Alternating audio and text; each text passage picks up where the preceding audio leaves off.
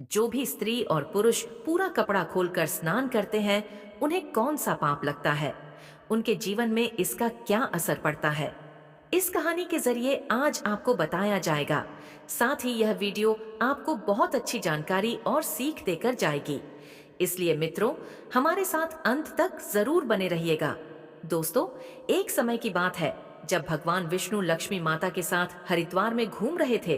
तब लक्ष्मी माता ने देखा कि समस्त मनुष्य गंगा में नहा नहा कर हर हर गंगे कहते चले जा रहे हैं। प्रिय दर्शकों, अगर आप यह कहानी सुन रहे हैं तो पूरा सुनिए, क्योंकि आधा अधूरा ज्ञान किसी विष के समान होता है।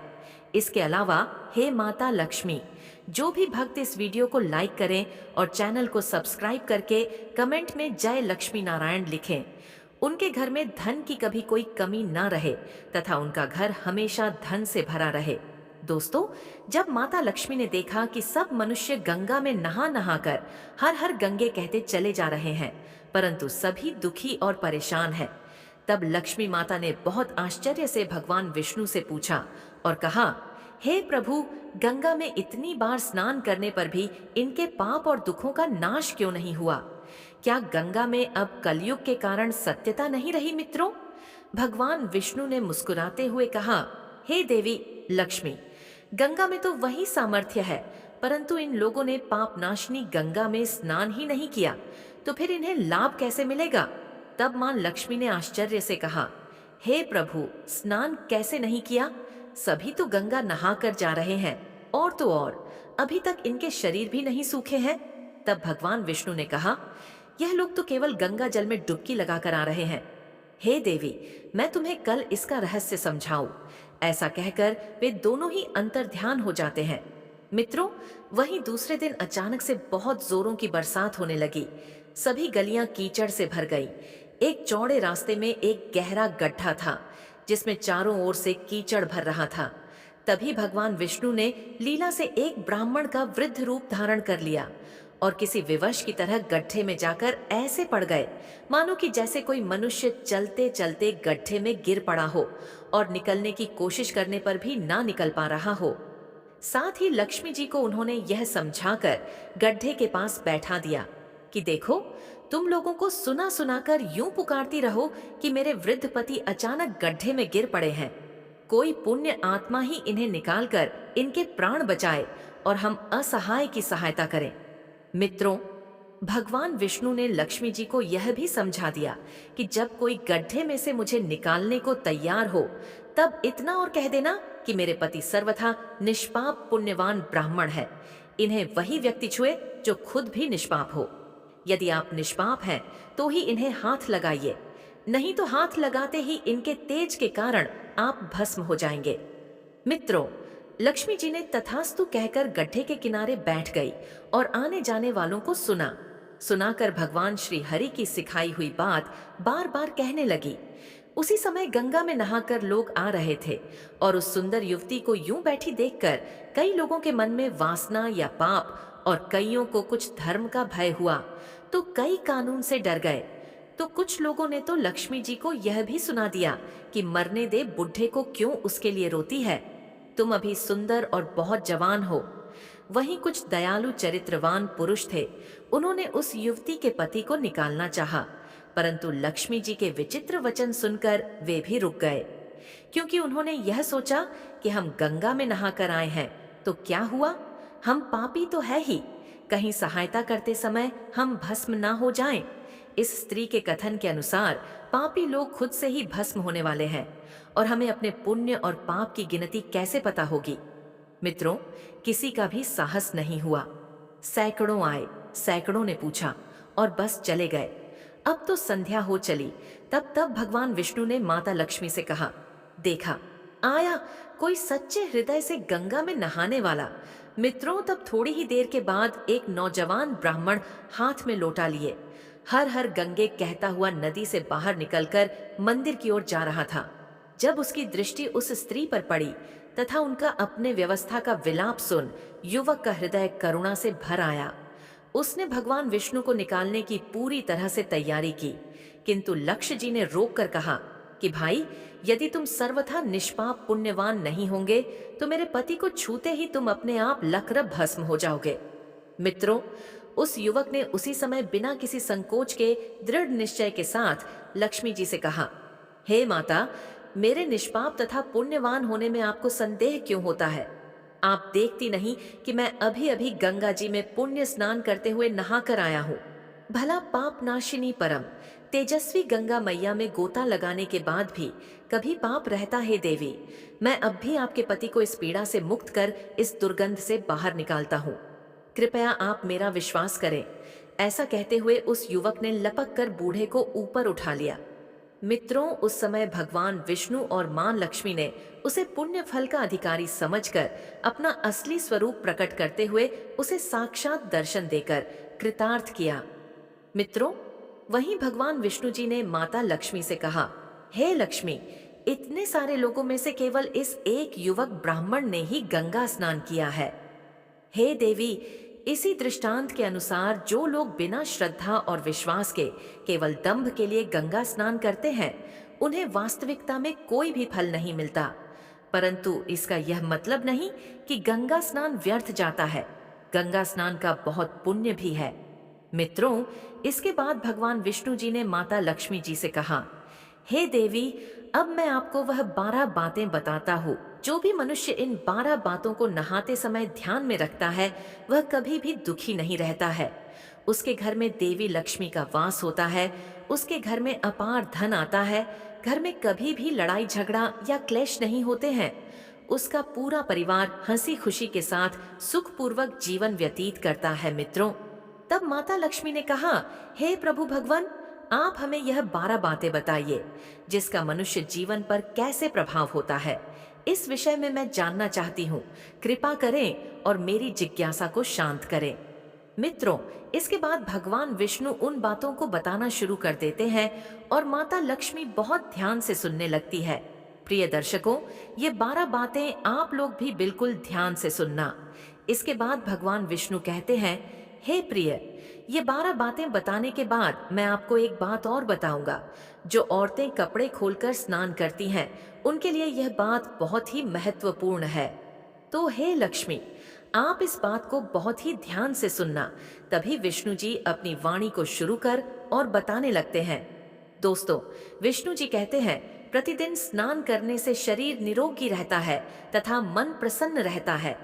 स्नान से चेहरे की क्रांति और शारीरिक आकर्षण में भी बढ़ोतरी होती है। अगर इस नित्य कर्म के दौरान कुछ शेष बातों का ध्यान रखा जाए तो आध्यात्मिकता से भी ज्यादा लाभ पाया जा सकता है। नहाने के क्रम में इन बातों का ख्याल जरूर रखा जाना चाहिए।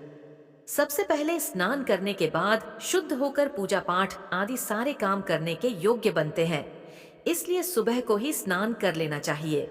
दूसरी बात, शास्त्रों में कहा गया है कि स्नान करने से इन 7 गुणों की प्राप्ति होती है: रूप, तेज, बल, पवित्रता, आयु, आरोग्य, निर्लोभ, पुष्टि व आरोग्य और स्वास्थ्य चाहने वालों को हर मौसम में और हर दिन स्नान करना चाहिए। चौथी बात, शास्त्रों में कहा गया है कि सुबह स्नान करने से पापों का नाश होता है और पुण्य मिलता है। ऐसा भी कहा गया है कि सुबह नहाने वालों के पास नकारात्मक शक्तियां नहीं भटकती, इसीलिए सुबह के समय स्नान करना ही उचित है। पांचवी बात, बीमारी के हालत में सिर के नीचे से ही स्नान करना चाहिए या गीले वस्त्रों से शरीर को पोंछ लेना एक तरह का स्नान ही कहा गया है। छठी बात, सुबह की लालिमा छाने से पहले ही स्नान लेना श्रेष्ठ माना गया है। सातवीं बात, तेल लगाकर और देह को मलमल कर नदी में नहाना मना है। इसकी जगह नदी से बाहर निकलकर तट पर ही शरीर साफ करके नदी में डुबकी लगाना उचित है। आठवीं बात, जिन घाटों पर कपड़े धोए जाते हैं वहां का जल अपवित्र माना गया है, इसलिए वहां से कुछ दूर हटकर ही नहाना चाहिए। नौवीं बात, नदी में 11 या 21 डुबकियां लगाना योग्य बताया गया है। 10वीं बात, पवित्र नदियों में कपड़े निचोड़ की मनाही है। नदी में किसी तरह की गंदगी नहीं बहानी चाहिए। 11वीं बात, नल की तुलना में झरने का पानी झरने से ज्यादा, नदी का पानी नदी के पानी से किसी तीर्थ का जल, तीर्थ के जल से गंगा जल अधिक श्रेष्ठ माना गया है। अंतिम 12वीं बात, गंगा माता का कथन है कि स्नान करते वक्त कोई चाहे जहां भी मेरा स्मरण करेगा, मैं वहां के जल में प्रवेश कर जाऊंगी। मित्रों, इसके बाद भगवान श्री हरि ने कहा, हे लक्ष्मी, अब मैं आपको औरतों के बारे में बताता हूँ जो औरतें कपड़े खोलकर स्नान करती हैं। धर्मशास्त्रों में हर एक चीज के लिए कुछ नियम बनाए गए हैं। इन नियमों में से स्नान को लेकर कई बातें बताई हैं। ऐसा भी माना जाता है कि आम व्यक्ति को शास्त्रों के नियमों का पालन जरूर करना चाहिए, जिससे उनके घर की सुख समृद्धि बनी रहती है और खुशहाली आती है। साथ में अपार धन बरसता है। माता लक्ष्मी प्रसन्न होती है। दरअसल हमारे शास्त्रों में ऐसी कई बातें लिखी गई हैं जिनका हम पालन सदियों से करते चले आ रहे हैं। निर्वस्त्र स्नान की मनाही का एक सबसे बड़ा कारण भगवान श्री कृष्ण जी के समय से जुड़ा है। पौराणिक कथाओं के अनुसार एक बार जब गोपिका इन सरोवर में स्नान कर रही थी और वह निर्वस्त्र थी, उस बाल कृष्ण ने गोपियों के सभी वस्त्र छिपा दिए और गोपियों ने अपने वस्त्र वापस लेने की प्रार्थना की। तब कृष्ण जी ने उन्हें समझाया कि कहीं भी निर्वस्त्र वस्त्र धारण किए स्नान नहीं करना चाहिए। इससे जल के देवता वरुण का अपमान होता है, इसलिए आपको निर्वस्त्र स्नान न करने की सलाह दी जाती है। श्रीमद् भागवत पुराण के 10वें अध्याय के 10वें स्कंध में एक कथा है। कुबेर के दोनों पुत्र नलकुर और मणिग्रीव भगवान के सेवक बन गए थे। धनवान होने के साथ ही साथ भगवान शिव की कृपा प्राप्ति के कारण दोनों घमंडी हो गए थे। अपने धन वैभव के अहंकार में एक दिन दोनों मंदाकिनी नदी के तट पर अप्सराओं से साथ मदिरा पीकर छल क्रीड़ा कर रहे थे। संयोगवश उस समय कहीं से भ्रमण करते हुए नारद मुनि वहां आ गए। नारद मुनि को देखकर अप्सराओं ने साराप के भय से जल्दी जल्दी वस्त्र धारण कर लिए। अप्सराओं ने हाथ जोड़कर नारद मुनि का अभिवादन किया, लेकिन कुबेर के पुत्रों ने नारद मुनि की ओर ध्यान तक नहीं दिया और निर्वस्त्र छल क्रीड़ा करते रहे। कुबेर के पुत्रों का ऐसा आचरण देखकर नारद मुनि क्रोधित हो गए और उन्हें शाप दे दिया। नारद मुनि ने कहा कि अहंकार के कारण तुम दोनों का व्यवहार जड़ के समान हो गया है, इसलिए तुम लोग वृक्ष बन जाओ। 100 वर्षों के बाद जब भगवान श्री कृष्ण का अवतार होगा तो वह तुम्हें शाप मुक्त करेंगे। नारद मुनि के शाप नलकूर और मणिग्रीव अर्जुन वृक्ष बन गए। इन दोनों वृक्षों के बीच से निकल गए, लेकिन ओखली बीच में अटक गई। श्री कृष्ण ने कुछ जोर लगाया तो दोनों वृक्ष भूमि से उखड़ गए और उनकी जगह 2 युवक प्रकट हो गए। शाप मुक्त होकर नलकभर और मणिगी अपने स्थान को लौट गए। मित्रों, अगर आप नहाते समय सोचते हैं कि बंद कमरे में कोई आपको नहीं देख रहा है, तो यह बिल्कुल गलत है, क्योंकि ईश्वर आपको हर स्थान पर देखते हैं। और यदि आप निर्वस्त्र होकर स्नान कर रहे हैं तो यह मुख्य रूप से जल के देवता वरुण का अपमान करने जैसा होता है। निर्वस्त्र स्नान से आपको पाप लग सकता है और आर्थिक एवं शारीरिक नुकसान पहुंच सकते हैं। यदि आप निर्वस्त्र स्नान करते हैं तो आपके शरीर में नकारात्मक ऊर्जा प्रवेश करती है और आपकी मानसिकता भी नकारात्मक हो सकती है। इसीलिए हमेशा आपको यही सलाह दी जाती है कि आप नहाते समय कोई एक कपड़ा जरूर धारण करें, लेकिन बिना कपड़ों के स्नान न करें, तभी आपके लिए बेहतर होगा।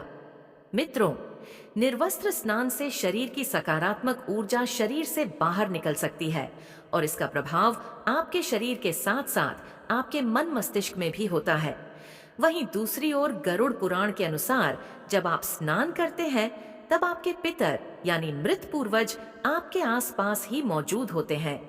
यदि आप निर्वस्त्र स्नान करते हैं तो आपको पितृदोष लग सकता है। ऐसे स्नान करने से आपके पितरों को तृप्ति नहीं मिलती है और यह घर में पितृदोष का कारण बन सकता है और वे केवल वस्त्रों से गिरने वाले जल को ग्रहण करते हैं, जिनसे उनकी तृप्ति होती है। निर्वस्त्र स्नान करने से पितृ अतिरिक्त नाराज होते हैं, जिससे व्यक्ति का तेज बल, धन और सुख नष्ट होता है। इसलिए कभी भी निर्वस्त्र होकर स्नान नहीं करना चाहिए। मित्रों, पुराणों के अनुसार नहाने वाला पानी पूर्वजों के हिस्से में जाता है और निर्वस्त्र होकर नहाने से इसे पितरों के समक्ष बिना कपड़ों के नहाना माना जाता है। शास्त्रों में ऐसी मान्यता है कि यदि कोई निर्वस्त्र स्नान करता है तो माता लक्ष्मी उससे रूठ जाती है। इससे आपकी कुंडली में धन हानि के योग्य बन सकते हैं और आपकी आर्थिक स्थिति खराब हो सकती है। इन्हीं कारणों से आपको निर्वस्त्र स्नान न करने की सलाह दी जाती है और शास्त्रों में भी इस बात की मनाही ही है। तो मित्रों, आशा करते हैं आपको यह कथा और जानकारी अच्छी लगी होगी। कमेंट में जय लक्ष्मी नारायण जरूर लिखें। धन्यवाद।